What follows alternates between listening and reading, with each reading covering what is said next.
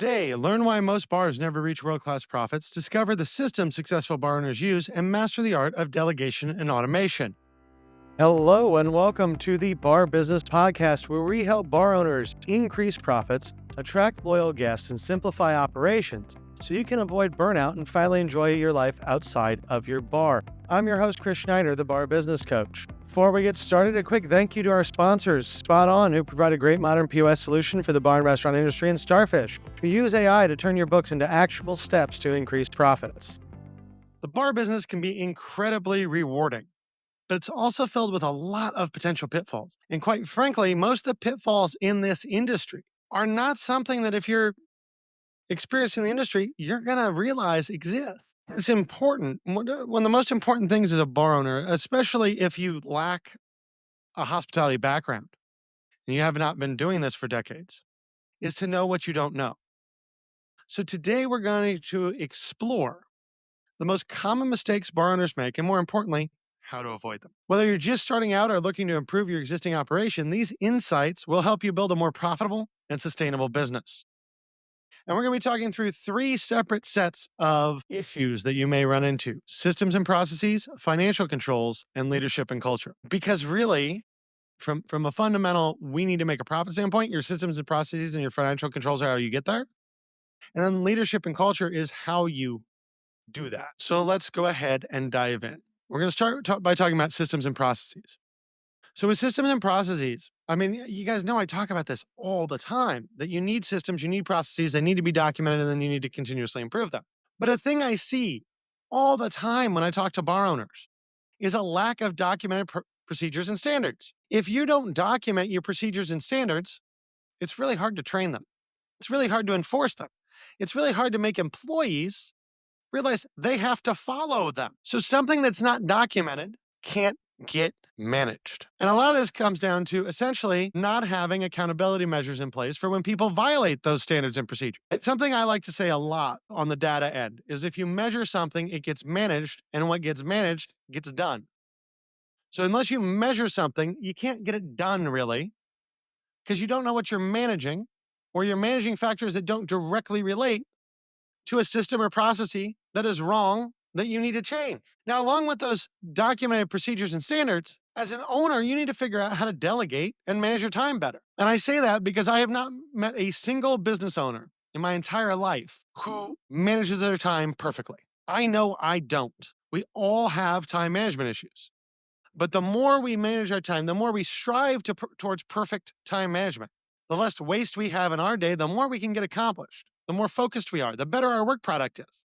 So you have to manage your time. Part of managing your time is delegation. There's no way you can do everything. And if you're sitting there listening to this saying, well, I do everything in my bar and that's just the way it is, and I'm never going to train anyone to do it, good luck. Some people can make that work, some can't. But in general, that's not the way to go. In general, you want to create those procedures and standards so that you can delegate. But then where this falls apart for a lot of folks, they make the standards and procedures. They try the delegation and it doesn't work because they have inconsistent training programs. They're not teaching their team what they need to know in order to be successful. And because of that, they are unable to actually ever fully delegate something, to actually ever move that ball from them to their employees. So you have to document your standards and procedures, and then you have to put in accountability measures to know when they're not followed. You have to train your team around those standards and procedures very well, including telling them the accountability measures. And then you have to use that training, those standards and procedures to delegate to allow you as the owner to better manage your time. Because when you're just doing, generally, you're not focusing enough on your business and you're not making the money that you should be. Now, once you get standards and procedures in place, the important thing is financial controls. Now, when I say financial controls, and if you've listened to the podcast for a long time, you know I love to talk about data and finances and money and all of that. And the thing is that financial controls have to be in place to understand how you're doing, right? The whole reason we need financial controls is to measure KPIs. It is to make sure that we're making a profit, because net profit is a key performance indicator. That's what a key KPI is, a key performance indicator. It is a metric that you measure that tells you how your business is doing. And there are a lot of different KPIs that you can use. I have some that I really like. And if you go back, there are multiple episodes that we've done on different KPIs and how to use them. But if your finances aren't accurate, there's no way you'll ever know your sales per labor hour. Yes, Toast tells you, but if you have Toast, it's going to say, hey, this is your sales per labor hour because we know how much you're paying your people. That's actually not all inclusive. It's not covering all the employer side. So I'm not sure that's a great metric to use. And the way that you can actually calculate that is to add up all your labor hours and then look at your net sales. And that gives you sales per labor hour. And more importantly, if you know your total payroll cost, you can look at sales per average labor hour cost. So I don't want to just know how much did I sell per labor hour because I paid different employees different rates. I want to know what did it cost me per hour to employ people in relation to my sales. What is that percentage? Because to me, that's a lot more interesting and meaningful metric. But regardless of the metrics, the exact KPIs that you're measuring, the only way you measure a KPI in a meaningful manner is to have accurate cost calculations. Inaccurate cost calculations always lead to bad data. Bad data always leads to improper decisions. They still may be good decisions, but when you make a good decision based on bad data, you just got lucky.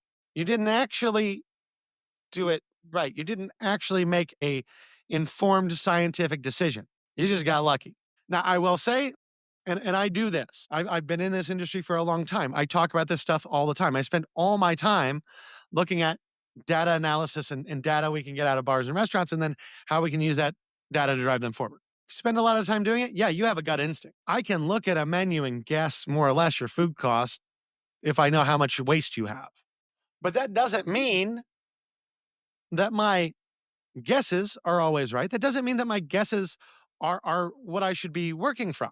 I may make a great guess and I may be able to guess pretty consistently, but it's not accurate enough to actually know what's going on because your guess is going to be off. My guess is off 10, 20% most of the time. So if people's guesses are off even 5%, you don't have proper data to use to manage your business. Now, inaccurate cost calculations, not knowing what a food item costs you is going to be most people's biggest issue when it comes to their financial controls. Because in theory, what something costs us, we multiply that by a percentage or divide that by a percentage, I should say. And that gives us what our price should be on that item. So if I want to have a 25% bottled beer cost and I buy a beer and it costs me $1 a bottle, 1 divided by 0.25 gives me 4. I need to charge $4. That's easy. But where it gets really complex is what if I'm talking about a burger? And that burger comes with fries. So now I got to price the fries and I got to price the bun and I got to price the ground beef. But I also am probably putting lettuce, tomato, onion, pickle. I might be putting mayo, ketchup, mustard on it. I'm probably putting some kind of cheese on it. All that has to get added into that cost.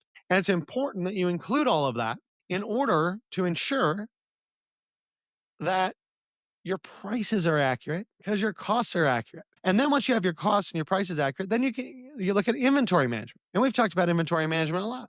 But inventory management is not just counting what you have to make an order. It's counting everything you have, determining what your actual usage of items was, and then comparing that to what you should have used. Now, a lot of times to compare actual and theoretical usage, software is the way to go. Let's be honest here. Because it's not easy to do all that math. There are ways to make a Google sheet or an Excel sheet that will do all that math for you. I've done that before. But in general, that's where software can help because inventory management is basically the number one cost factor that will kill your business once you get past labor. And it's waste, it's spoilage, it's failure to understand that, maybe your cost is only 2% above your theoretical. Your actual cost is 2% above your theoretical cost. That's a problem that needs to be fixed. But unless everything is measured accurately, unless you have all that data, unless your costing is perfect, you will never know that. So the main thing when we're talking about financial controls that you need to manage your business and to avoid falling into the pitfall of bad decisions based on bad data is to make sure your data is as accurate as humanly possible. It may never be perfect, but you want to be as close to perfect as you can be because that's how you make smart choices. Because if we really think about this, the difference between a bar that makes 2% net profit and 10% net profit is big things. It's big changes. It's waste, it's labor cost, it's big structural issues.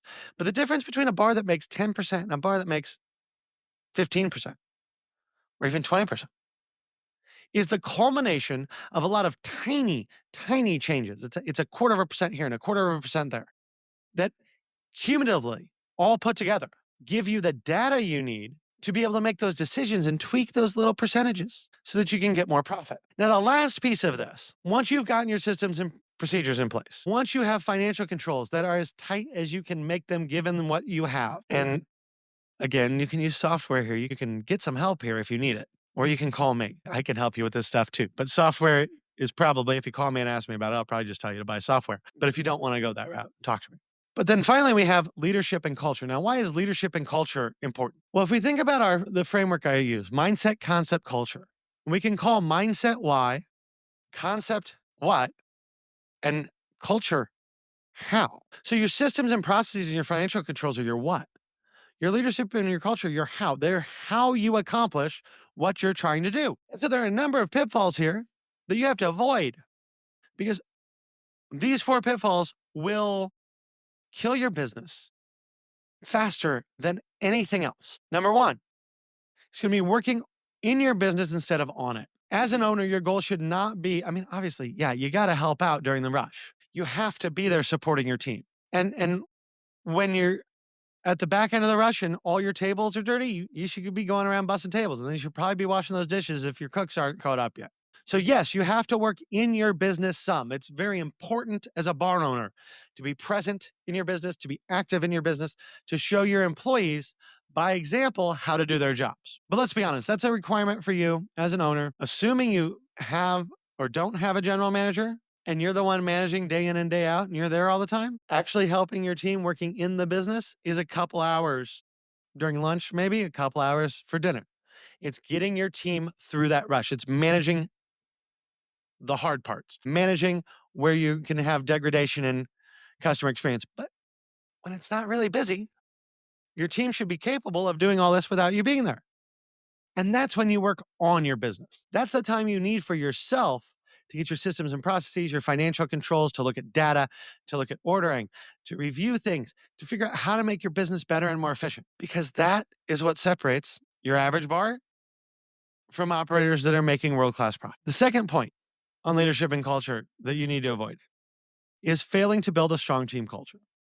A strong team culture is what's going to drive your business forward always. A strong team culture is what's going to solidify your team, make them better. And it's also what's going to help them support each other. Now, when I say strong team culture, that can mean a lot of different things, right? No team is going to behave exactly the same as another team.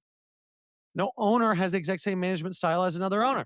So it's not ridiculous to think, hey, I want to build a culture and I want it to look like this. Great, do that. But when I say strong team culture, there's a couple things that every culture should have together. One, it should be employee focused, right? You need a team focus. And I've said it before, I will say it again, I will stand by this forever. How you treat your team is how they treat their guests. And if you want a great guest experience, you have to provide a great team experience. It starts with the team experience. A strong team culture also involves training your team, promoting them, helping them get ahead in life. And that can be bar skills. That can also be outside skills. You know, something I've talked about before. And if you go back and listen to, there was an episode about a year ago I did with Sean Finter. And he talked about bringing in people for employee meetings that just were real estate agents or auto loan experts or bankers. Help your team learn life skills. Help your team learn the skills they need to succeed in your bar. Help them with all of that, because all of that builds a strong team culture that will make sure that your team experience is great. So then you have a great guest experience, which brings us to the third piece here under leadership and culture: inconsistent guest experience. An inconsistent guest experience will kill you faster than anything else. If I go into a bar or restaurant and I have a great experience, I'll go back. And if I go back and I have a totally different experience that's not great, I'm going to go back again. And if I have a decent but kind of mediocre experience that's different than the first two, the one that was great and the one that was bad, probably not going there anymore. People, especially today, when we see not everybody has as much money to go out as they did in the past. Now, hopefully that changes and we see the economy get better. But for now, we see less guests dining out. Now, the guests that are still dining out tend to spend more money. That's how we've all been surviving. Lower cover counts, higher average spends. And that's fine. But the only way you're going to maintain that is by providing a consistent and awesome guest experience. And when we talk about guest experience, my favorite way to go through this is to actually sit down with like a poster board.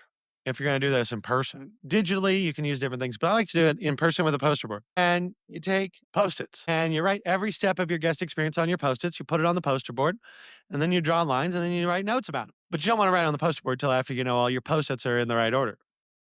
And something to consider, and we've talked about this before, you can go listen to the interview I did with Dave Nitzel last year. We were talking about his book, Hospitality DNA. One of the things they bring up is the inception archetype, and that came from Dave Kaplan at Death & Co. And the whole idea there is your guest experience does not start when the guest walks in your door. Your guest experience starts when your guest thinks about your concept. When they say on Monday, hey, I want to go out on Friday night, and they start trying to figure out where to go, that's when your guest experience starts. So you need to map it out all the way from when they think about dining with you to when they do dine with you and pay and leave, and map out that entire experience. And then every step of the way, work to build consistency. Work to make sure that the way your website feels corresponds with how you say goodbye to your guests when they leave your bar. And the final thing I will say on leadership and culture, and this is a killer in ways that are sometimes silent, but as an owner, you have to maintain your own health and maintain a work-life balance. Because I frequently see two things in this industry. I see people that just work themselves to death and burn out, and everything's great while they're working themselves to death, but they haven't put in place the systems and the procedures and the financial controls. And the only reason they're being successful is because they're there forcing it all day, every day. Those folks burn out. Those bars tend to not do well once they burn out. So you need a work-life balance. You need to give yourself time in the bar and away from the bar. You need to give yourself time to think every day. But if you don't maintain a good work-life balance as an owner, it's going to be very difficult for you to have the best bar possible. The other thing that goes along with work-life balance is just your overall health, your mental health, your physical health. Too often in this business, we have owners that like to drink. Now, I have said before, and I will maintain, as an owner, you should never drink in your own bar. You want to have a drink, go to somebody else's bar. Go to the place down the street, have drinks there. You really should never drink in your own bar. And you got to watch how much you drink, and you got to watch how much you eat. I mean, it's very easy in the hospitality industry, in bars and restaurants, to become fat and an alcoholic. That is going to hurt you. That takes away from your energy. That takes away from your creativity. That takes away from your ability to operate your brain at optimal efficiency. So the healthier you are, the more you are able to take care of your business, the less stress you're going to have on you. And if you have a substance abuse problem or something like that, you need to get that fixed. Because rarely, if ever, does someone with a substance abuse problem make it through this industry and survive well. So to wrap us up for today, success in the bar business is not about working harder. It's about working smarter. You have to implement proper systems, maintain strict financial controls, build a strong team culture, and take care of yourself and have good leadership on your end. If you avoid the common pitfalls we've talked about, you can create a business that runs efficiently, whether you're there or not, and is capable of achieving world-class profits. That about wraps it up for today. If you enjoyed today's insights, make sure you like, subscribe, and leave a review. If you are ready to take your bar to the next level, schedule a strategy session with me by clicking the link in the show notes below. Until next time, have a great day, and we will talk again later.